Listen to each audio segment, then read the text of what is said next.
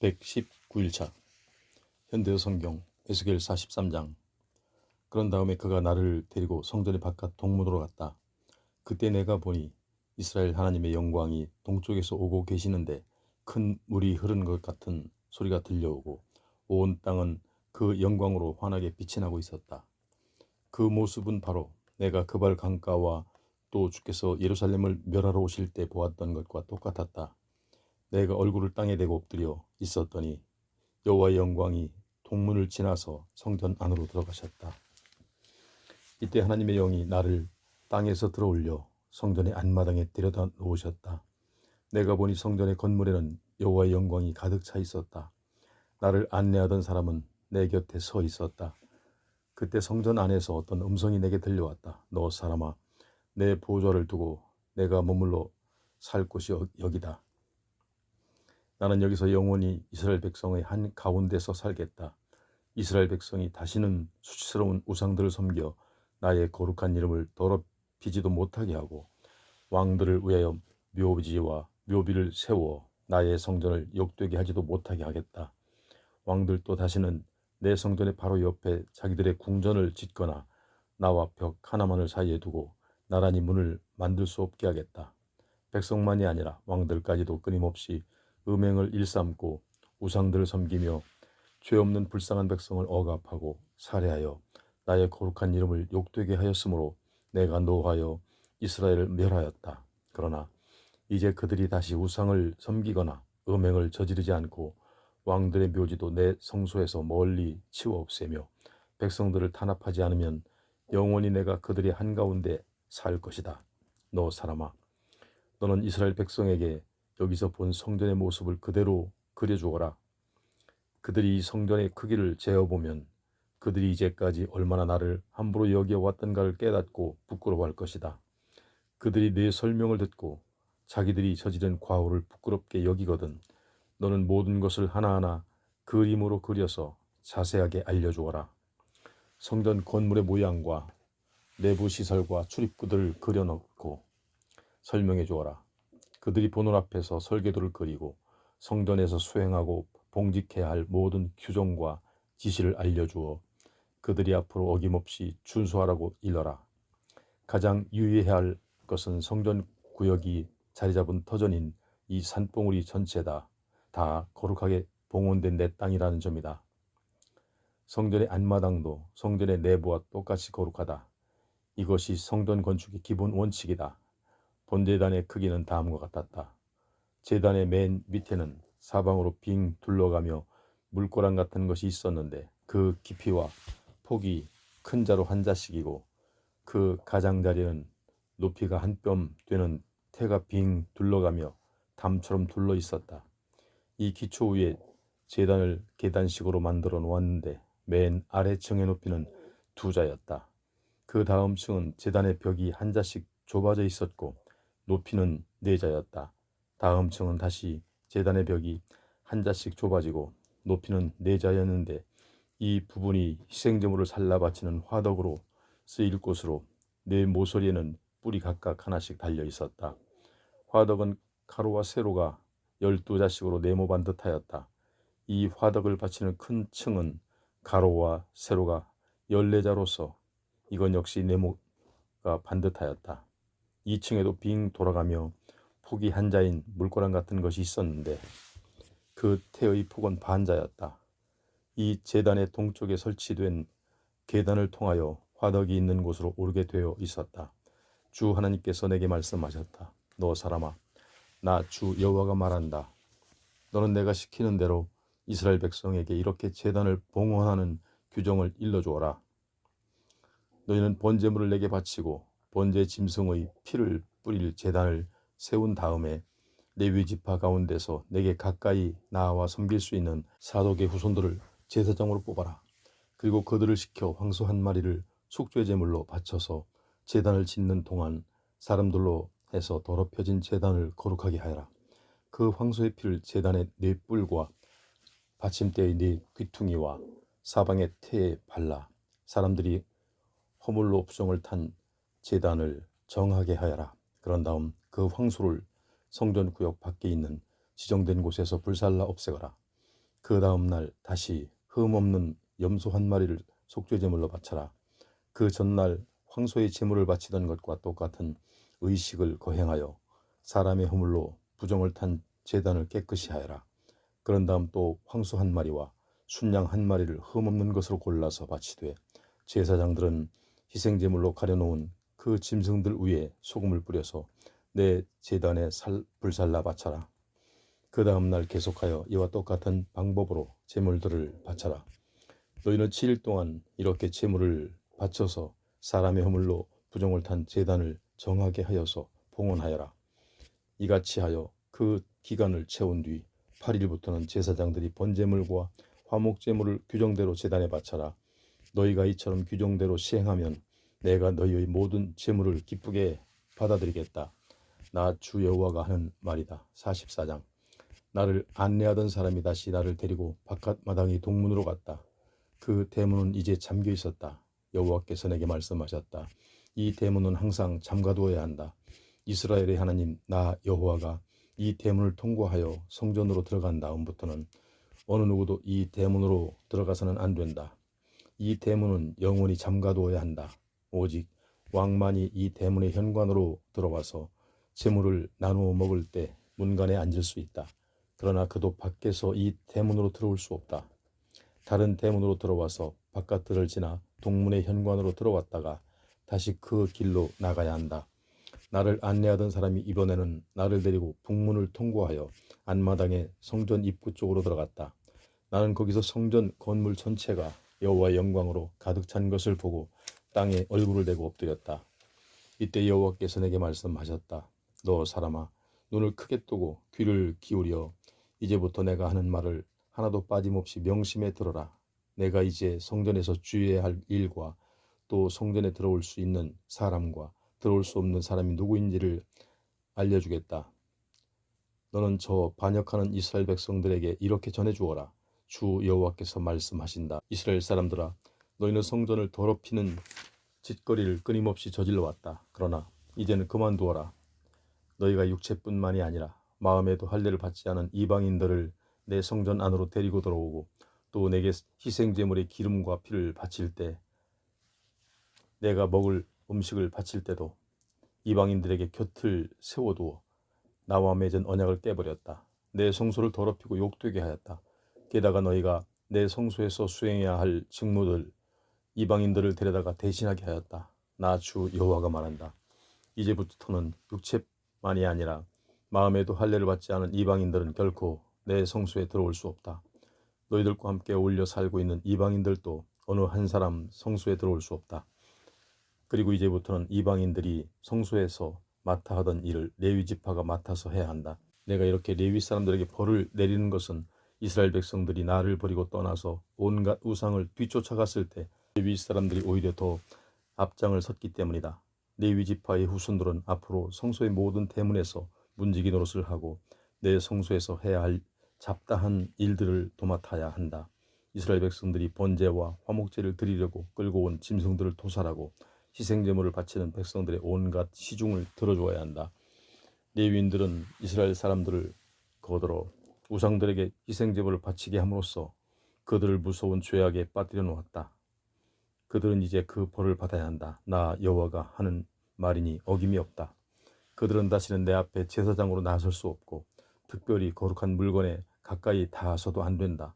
그들이 저지른 온갖 끔찍스러운 죄악에 대한 책임을 지고 이제부터는 성전에서 일꾼 노릇이나 하면서 온갖 비천한 일들을 도맡아 해야 한다. 그러나 이스라엘 백성들이 내게서 떠나갔을 때도 사독의 후손들 중에서 뽑힌 제사장들은 내 성소에서 충직하게 직무를 수행하였다. 그러므로 그들만이 앞으로도 내 제사장이 되어 희생제물의 기름과 피를 내게 바칠 수 있다. 나 여호와가 하는 말이다. 그들만이 제단에서 직무를 수행하고 내 지성소로 들어와서 내 가까이에서 섬길 수 있다. 그 밖에 다른 레위 지파들은 더 이상 제사장으로 일할 수 없다. 제사장들이 안마당으로 들어올 때는 언제든지 세마포 옷을 입어야 한다.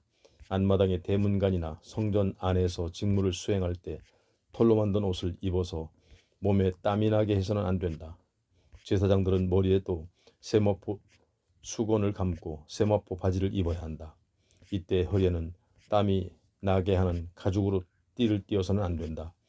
이렇게 직무를 수행하고 난 뒤에 바깥마당에 있는 일반인들에게 나아갈 때는 그냥 나가서는 안 된다. 먼저 예복을 벗어서 제사장들만이 드나들 수 있는 거룩한 방에 보관하고 평상복으로 바꾸어 입어야 한다. 일반인들이 그 거룩한 예복에 손을 대면 생명을 잃기 때문이다. 제사장들은 규칙적으로 이발을 해야 한다. 그러나 대머리가 되도록 머리를 밀어내거나 긴 머리를 그냥 자라도록 놔두어서는 안 되고 단정하게 정돈해서 잘라야 한다. 또 제사장들이 직무를 수행하려고 안마당으로 들어갈 때는 절대로 그 전에 포도주를 마셔서는 안 된다. 또 제사장들은 과부나 이혼한 여자와 결혼해서는 안 되고 오직 이스라엘 혈통을 가진 수처녀만을 아내로 삼아야 한다. 그러나 다른 제사장의 아내였다가 과부가 된 여인과는 결혼할 수 있다. 제사장들은 내 백성을 잘 가르쳐서 내 성소와 보통의 장소를 구별하고 부정한 것과 정한 것을 구별할 줄 알게 해줘야 한다. 또 제사장들은 재판관이 되어 소송 사건들을 판결해야 하고 그 과정에서는 언제나 나의 율법을 엄수해야 한다. 그들은 또 나의 모든 절기를 제때 지키고 올바른 규정에 따라 의식을 치러야 한다. 특히 안식일을 더럽히지 않도록 제사장의 직무에 충실해야 한다. 제사장들은 시체를 만져서 부정을 타는 일이 없어야 한다. 다만 부모나 자녀나 형제나 시집가지 않은 자매 중에서 누가 죽었을 경우에는 예외가 된다. 이런 경우에는 제사장이 다시 정결하게 될 때까지 그 일정한 시간만을 기다린 것이 아니라 7일을 더 기다린 뒤에라야 다시 안마당으로 들어갈 수 있다. 그러나 제사장의 직무를 수행하기 전에 먼저 자기 몫으로 속죄 제물을 바쳐야 한다. 나 주 여호와가 하는 말이다. 제사장들은 어떤 토지도 소유해서는 안 된다. 나 여호와가 바로 그들의 유산이기 때문이다. 이스라엘 백성은 제사장에게 어떤 재산도 주어서는 안 된다. 나 여호와가 바로 그들의 재산이기 때문이다. 그들의 양식은 희생제물과 곡식제물과 속죄제물과 화목제물 가운데서 얻게 된다. 따라서 내게 봉헌된 모든 제물이 그들의 것이다. 또 어떤 첫 열매 중에서도 가장 좋은 것과 이스라엘 백성이 성소의 세금으로 내는 갖가지 예물 중에서도 가장 좋은 예물과 새로 추수한 곡식 중에서도 가장 좋은 예물이 제사장들이 차지가 된다. 그러므로 너희는 이 모든 예물과 제물을 똑바로 바쳐 내 집안에 축복이 내리게 하여라. 제사장들은 저절로 죽었거나 다른 짐승에게 찢겨 죽은 새나 들짐승이나 가축을 먹어서는 안 된다. 45장 너희가 제비를 뽑아 새 땅을 나누어 갖게 되면 먼저 내 땅을 구별하여 떼어놓아야 한다. 곧 길이가 동서로 25,000자요 폭이 남북으로 20,000자인 땅을 내 것으로 구별하여 바쳐야 한다. 너희는 그것을 다시 둘로 나누어 각각 길이가 25,000자요 폭이 10,000자가 되도록 하고 그 남쪽 부분에는 내 성소를 세워 더욱 거룩한 땅으로 삼아라. 내가 와서 머무는 장소는 길이와 폭이 다 같이 500자인 정사각형이 되게 하고 그 둘레에는 폭이 50자인 목초지를 두어야 한다. 성소가 있는 이 남쪽의 구역은 나를 섬기는 제사장들이 쓸 땅이다. 제사장들은 그 땅에서 내 성소 주위에 집을 짓고 살며 나머지 땅은 성소를 위하여 거룩하게 쓸 수가 있다.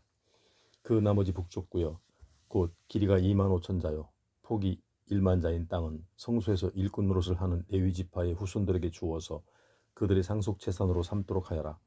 그들은 그 땅에 거처할 집을 짓고 살 수가 있다. 또 내게 봉헌된 구역과 나란히 펼쳐진 지역에 길이 25,000자에 폭이 5,000자 되는 구역을 두어 예루살렘 도성의 몫이 되게 하여라.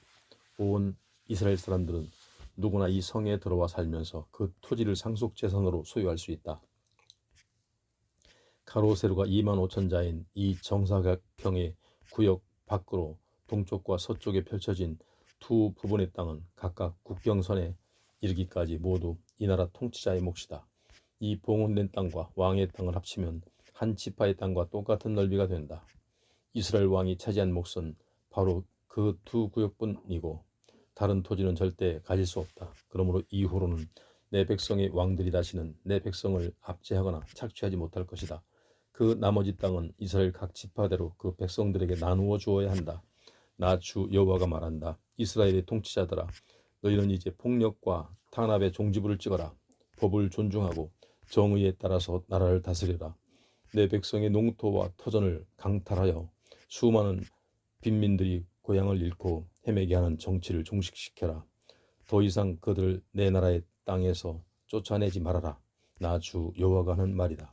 곡식을 되는 말이나 물건을 다는 저울이나 포도주와 기름을 되는 그릇의 크기를 속이지 말아라. 곡식을 되는 에바와 액체를 되는 밭의 크기는 똑같게 만들어라. 그들은 다 호멜을 기준으로 삼아 한 호멜에 밭으로는 10마리 되고 에바로도 10마리 되게 만들어라. 무게를 달 때는 20게라를 1세겔로 하고 50세겔을 1마네로 하고 60마네는 1달란트로 해라. 너희는 다음과 같이 의무적으로 내 성소에 세금을 바쳐라.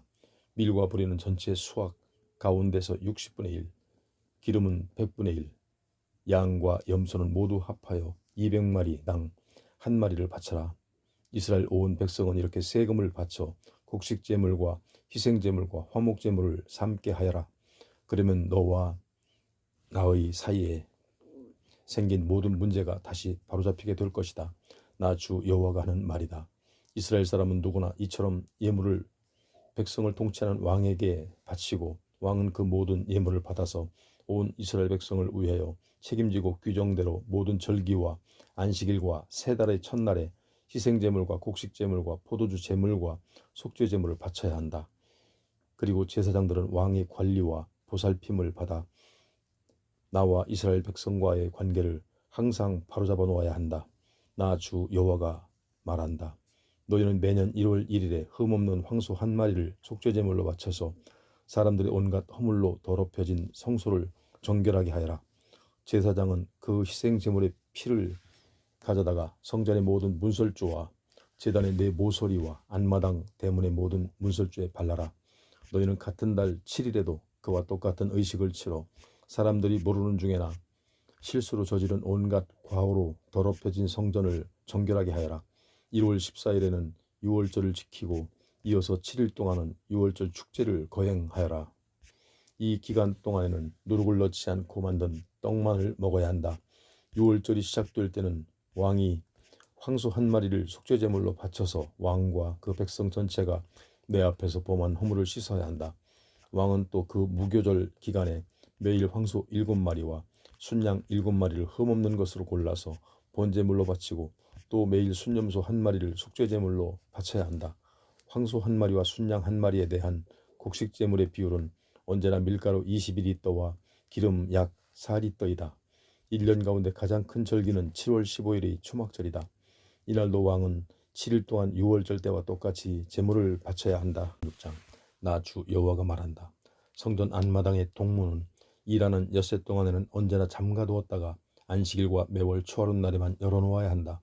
어느 누구도 이 대문을 통과할 수는 없다. 오직 왕만이 바깥 마당에서 이 대문의 현관으로 들어와 이 대문 맨 뒤의 문설주 곁에 설 수 있다. 그리고 자기가 바친 번제물과 화목제물을 제사장들이 제단에 바치는 과정을 서서 지켜본 뒤에 그 문설주 곁에서 엎드려 경배한 다음 다시 들어온 길로 되돌아 나가야 한다. 왕이 나간 뒤에도 이 대문은 저녁 때까지 잠그지 말아야 한다. 제물을 바치는 날에는 이스라엘 사람들도 바깥마당의 동문 앞에 모여서 안마당의 동문을 바라보며 나 여호와에게 경배해야 한다.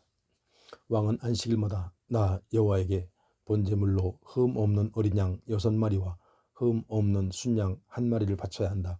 여기에 딸린 곡식제물을 말하면 순양 1마리는 밀가루 22리터를 곁들이고 모든 어린 양에 대해서는 왕이 바치고 싶은 만큼 밀가루를 곁들여 바치되 밀가루가 22리터를 넘을 때마다 올리브기름 4리터씩을 함께 바쳐야 한다.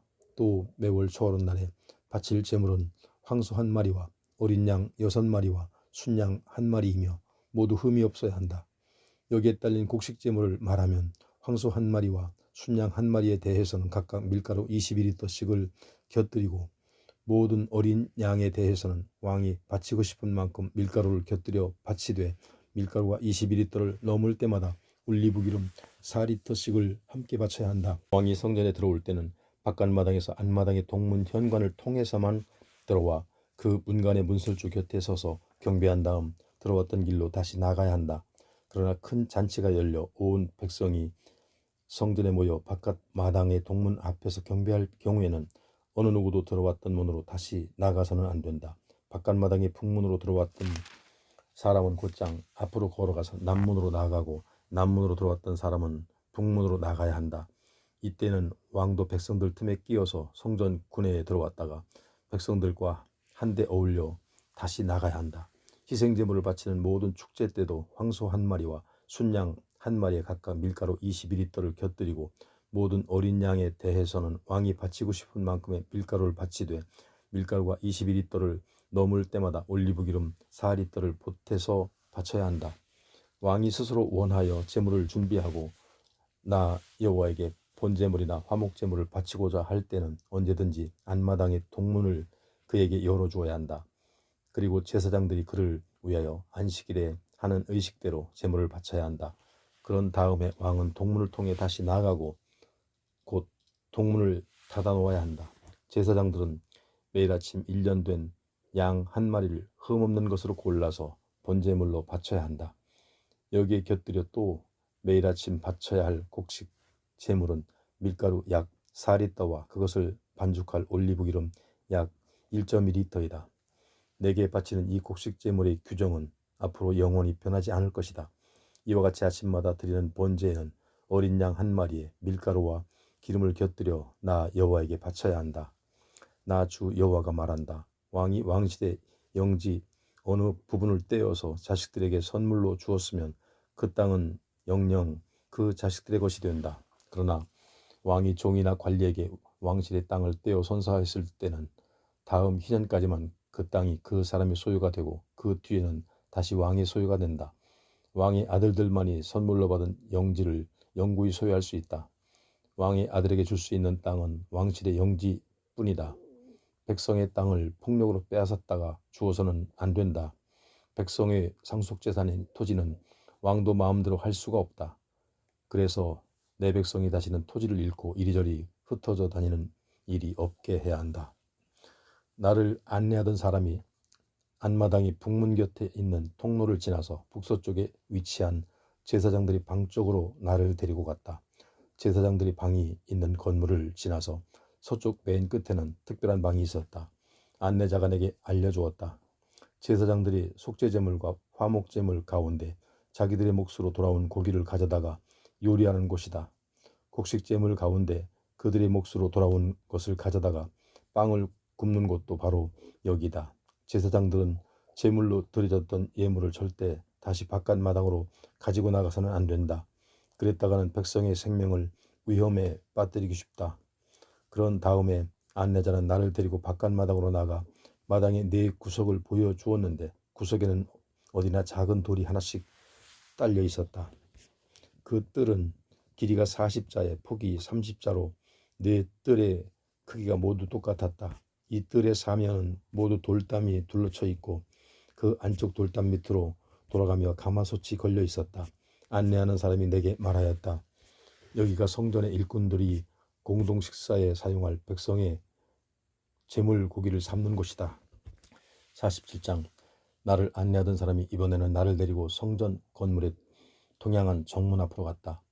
거기서 내가 보니 성전의 문지방 밑에서 물줄기가 하나 솟아나왔다.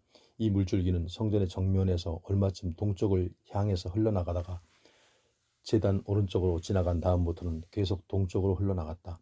안내하는 사람이 나를 데리고 성전 군내의 북문 둘을 지나서 밖으로 나왔다. 그 다음 큰 담을 돌아서 바깥 동문으로 갔다.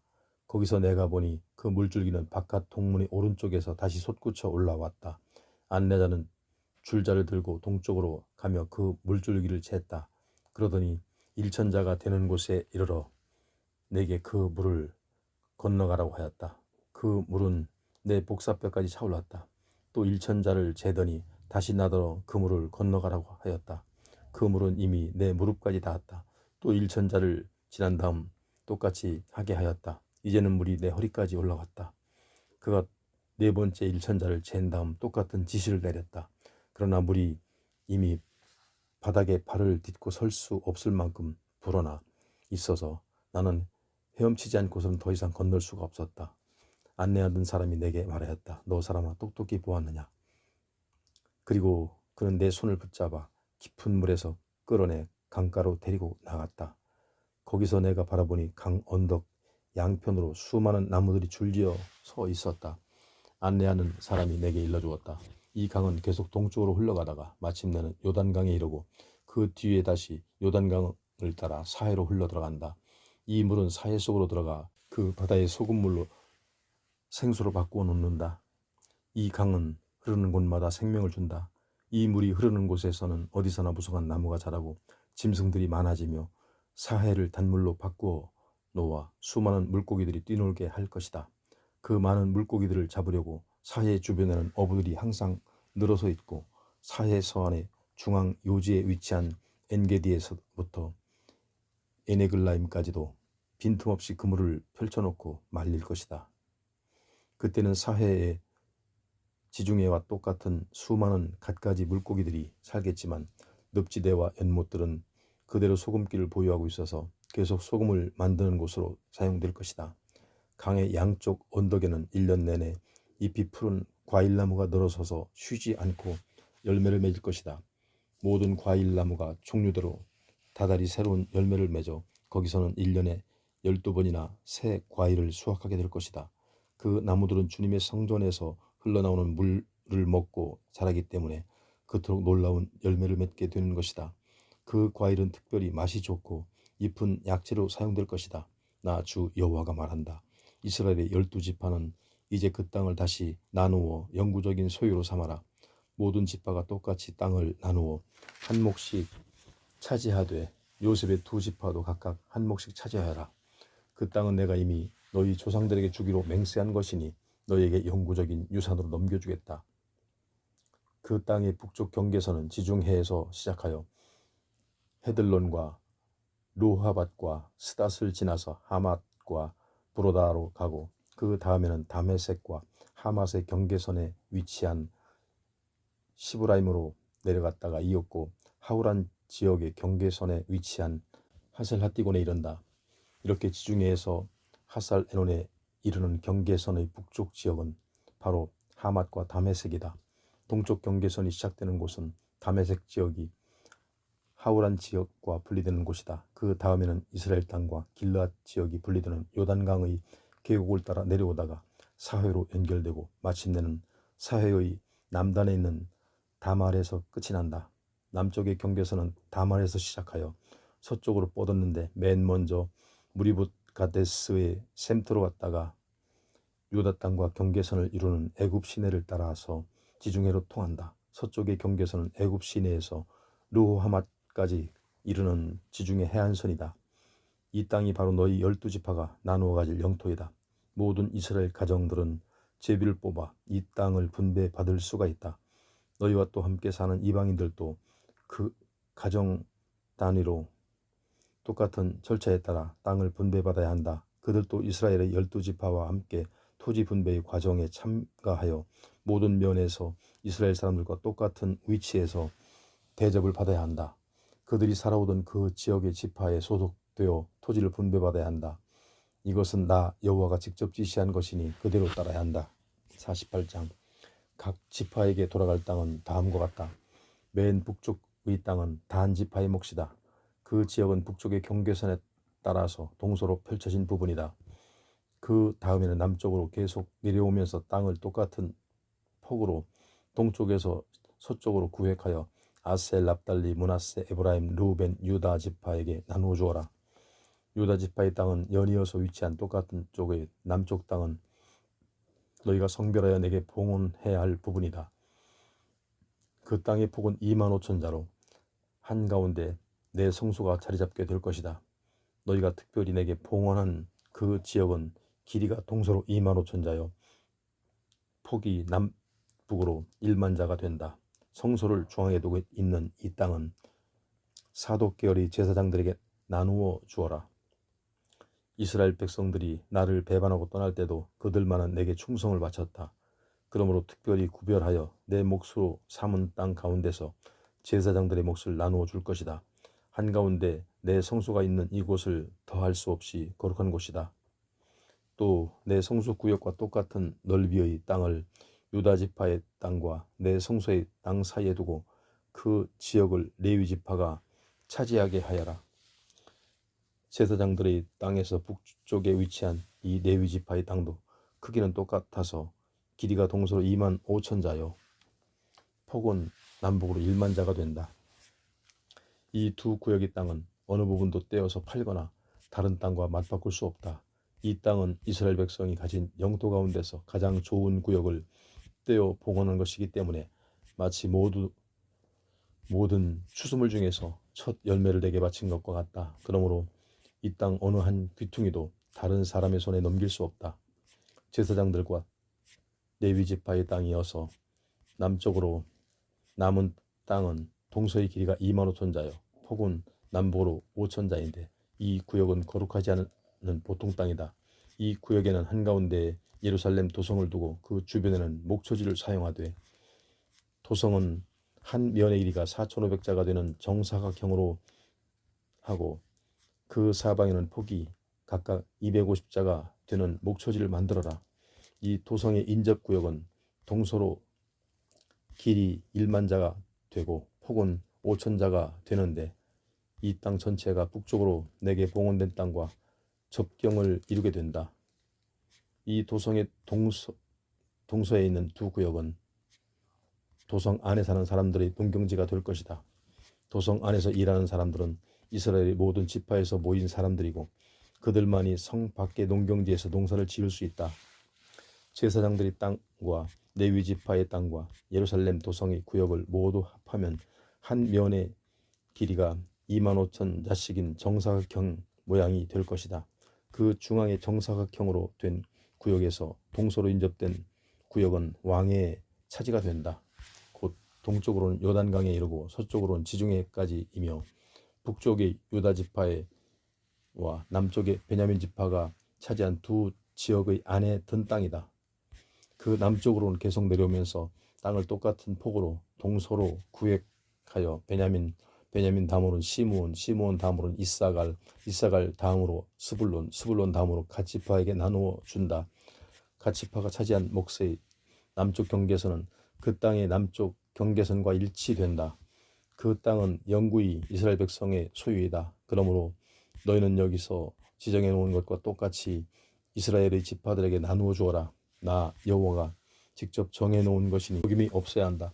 새로 세워질 그 도성은 한 면의 길이가 4,500자인 정사각형으로 그 총 둘레는 1만 8천 자가 된다. 이 도성에는 이스라엘 12지파의 이름을 따서 부르는 대문이 동서남북으로 각각 3개씩 12대문이 있다. 북쪽에는 르우벤문, 유다문, 레위문이 있고 동쪽에는 요셉문, 베냐민문, 단문이 있고 남쪽에는 시므온문, 이사갈문, 스불론문이 있고 서쪽에는 간문, 아셀문, 납달리문이 있다. 앞으로 이 도성을 다시는 예루살렘이라고 부르지 않고 여호와 삼마라고 부르게 될 것이다.